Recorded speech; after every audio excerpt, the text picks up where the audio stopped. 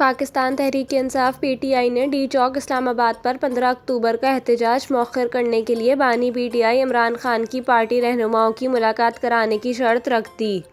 ترجمان پی ٹی آئی شیخ وقاص اکرم نے کہا کہ حکومت پارٹی رہنماؤں کی عمران خان سے ملاقات کرا دے، 15 اکتوبر کو احتجاج کی کال واپس لے لیں گے۔ حکمران جماعت مسلم لیگ نون نے بانی پی ٹی آئی عمران خان سے ملاقات کا مطالبہ مسترد کر دیا۔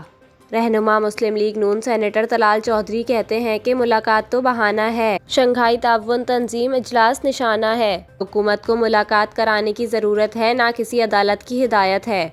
دوسری جانب بانی پی ٹی آئی سے ملاقات کے لیے فکرمند تحریک انصاف نے وزارت داخلہ کو خط لکھ دیا۔ Chairman P T I barrister Gohar Ali Khan اور حامد رضا کو بانی پی ٹی آئی سے ملاقات کی اجازت دینے کا مطالبہ کیا گیا ہے۔